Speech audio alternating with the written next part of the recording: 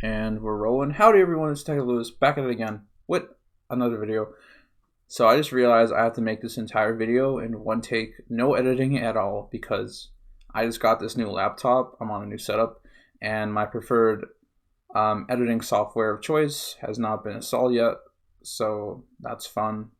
Alright, no worries, this is going to be a little test. So yeah, I can't edit this video at all. So by the way, I'm not using the webcam and the new microphone yet.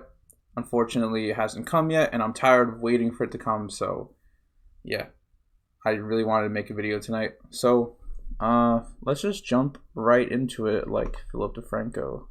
Alright, so missed all of y'all, by the way. I really missed making content for YouTube, but I just cannot wait for that new camera anymore. So I'm just gonna roll with the program. Alright, so new Andrew Yang ad in New Hampshire. Not one ad, but two ads. And this is our reward for raising $1 million. Yes, we raised $1 million in a week. Let's all give ourselves a pat on the back. Oh, the donation thing isn't here anymore, but I swear to y'all, we did raise $1 million in a week. And we got these two new ads to show for it. So, put my headphones on. Let's watch the ads together. The first one is called Our Son. Andrew and I can't imagine what it's like to have a child who is sick and you can't help them. Our oldest son has special needs. We can care for him, but thousands of parents without health care can't. If my husband, Andrew Yang, is president, he'll fight for Medicare for all, including mental health coverage. And companies like Amazon will start paying taxes to pay for it. I'm Andrew Yang, and I approve this message. So pretty nice, once again, family-oriented advertisement, giving us more hints on Medicare for All. I know Andrew Yang is supposed to be dropping his Medicare for All / healthcare plan in the coming days. Hopefully, fingers crossed, he drops it before the debates. Like, I don't know what they're waiting on, honestly, at this point. But I hope they drop it really soon. Looks like we got a hint of how it will be paid. This part right here, specifically. Wait, I do like the mental health coverage is focused. Where is the part where Andrew says big companies are going to pay for it? Or was that not on screen? Oh, no, yeah, companies pay their fair share. So that's a little hint on how exactly Medicare for All will be paid for with Andrew Yang's new plan. But hopefully, you know, with launching of an ad that focuses on healthcare, you can only assume that the Medicare for All full, detailed, incredible plan outline should be dropping very, very soon. So yeah, let's hope for that. And yeah, I love this ad. And yeah, this advertisement will be playing in Iowa and New Hampshire.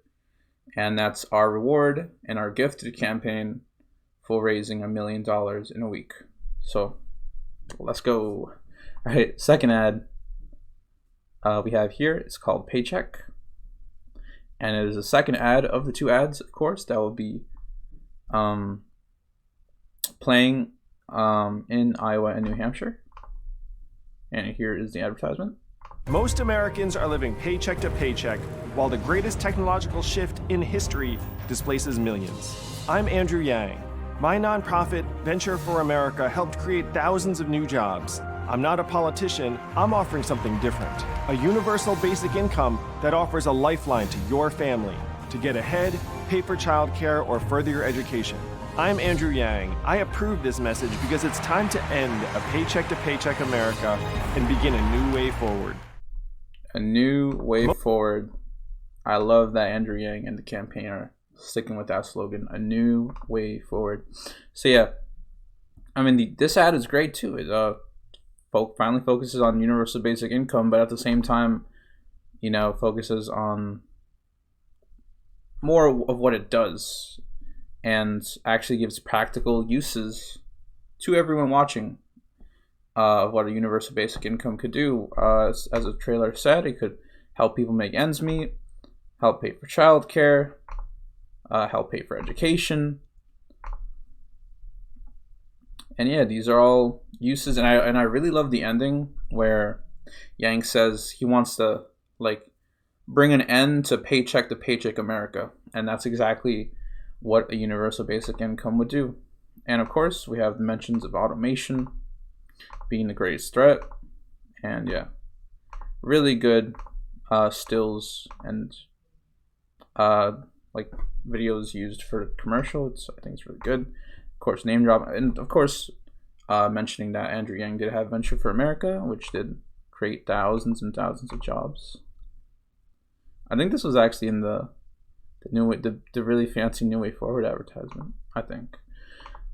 But yeah, I really like this, and there were actually people on the Discord that were kind of mad that universal basic income didn't really get mentioned in the New Way Forward 1-minute TV ad that played last week in Iowa. And well, here it is. Here's the mention of universal basic income, and I like the way that Andrew Yang shapes it, specifically with people living paycheck to paycheck. And I'm sure a lot of people will relate to that. And all right, we talked about advertisements. I also wanted to fit in real quick Andrew Yang's strategy for New Hampshire. First, this article and then the video. So Andrew Yang says, he talks to a crowd saying, how many of you know I went to high school in New Hampshire? And Andrew Yang says a joke saying that, does that count? Which was, typical Andrew Yang. Oh, look, that guy has the same shirt that I have. Right. I got new Yang merch, y'all. I had a hashtag Yang Gang shirt, and then the Yang 1992 throwback shirt. Will definitely be wearing those two a lot, and y'all are gonna see me a lot more in those two shirts. Who knows? I might just get one for every single day of the week at this point. But I mean, I would love to, honestly. But yeah, this article just gives more information about Yang and New Hampshire. So, they say that Yang here willingly admits he needs to score an early surprise to remain in the race, and he says, quote, my campaign has to demonstrate a ton of strength in one of the first 3 states, realistically one of the first 2 states, in order to successfully catch fire. So yeah, excuse me, with the $1 million ad buy last week in Iowa, just in Iowa, $1 million in 1 week, and now the Iowa and New Hampshire 1 million ad buy this week, which of course will overlap with the November debates, which I think was strategically done, because people in New Hampshire and Iowa would have seen Iowa specifically would have seen 2 weeks worth of Yang TV ads and digital ads all over, and New Hampshire 1 week. So I feel like people will be looking out for Yang at the debates. And it was definitely a strategic time to spend $2 million in advertisements in 2 weeks. So yeah, besides that, I think that's all I really wanted from this article specifically. Yeah, and that this article goes over his stump speech, and I think it's a pretty nice article. And yeah, okay. So next. I don't think a lot of people have seen this video, so I wanted to shed some light on it. This video was uploaded by Anita Beberg. I think I probably said that wrong, but yeah, shout out to that person for uploading this video. And yeah, only 600 views, so I wanted to show it to y'all. This is Andrew Yang talking about some strategy and his thoughts, or strategy with the early states and his thoughts on Pete Buttigieg getting a sudden surge in places like Iowa. So let me play the video right now. We have just started advertising for the first time 6 days ago, which is also unusual for the campaigns. And I made a couple jokes about this. I was like, I'm Asian, so I like to hoard the money. That was one joke. So we raised $10 million last quarter, and we didn't spend it on ads, and then we just started spending it last week. And so you're going to see our numbers in Iowa rise because we're now talking to Iowans in a different way than we had previously. And right now you're seeing a massive surge in Pete Buttigieg's numbers. it wasn't that Iowans just woke up one day and were like, "Ooh, I like that Pete fellow."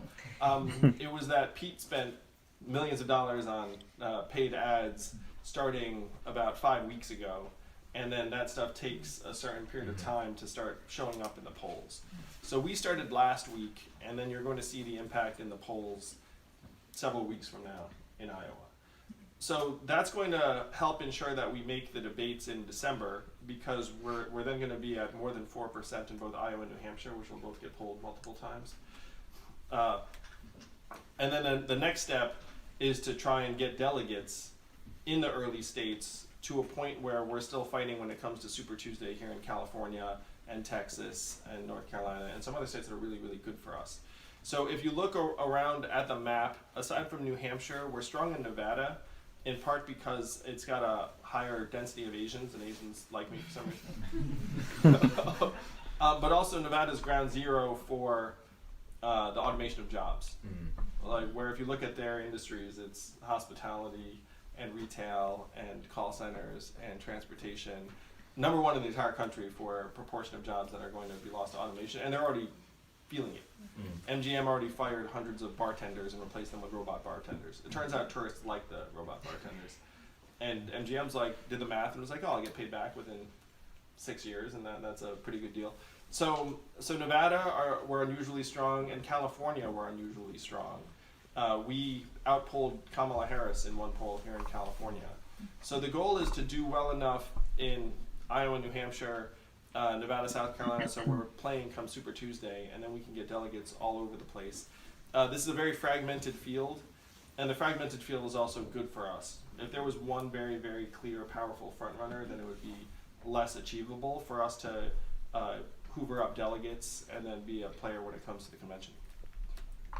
But we can surprise to the extreme upside in New Hampshire in particular.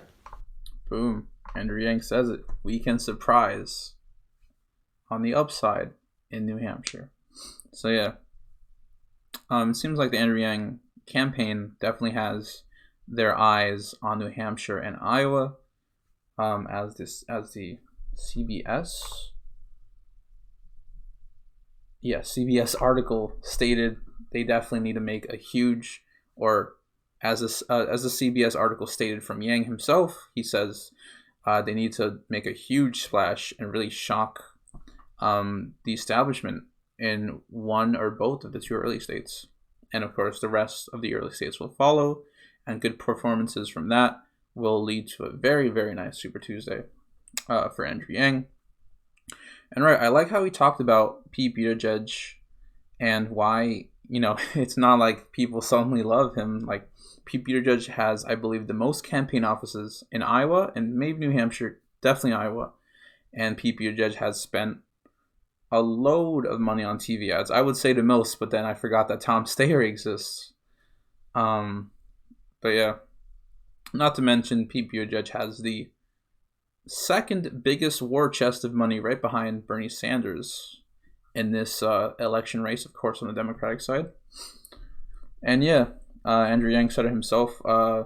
Yang Gang, if you are watching, I mean, obviously Yang Gang is watching, but especially for those that might get a little bit too optimistic, Andrew Yang's polling numbers, they won't directly increase so soon.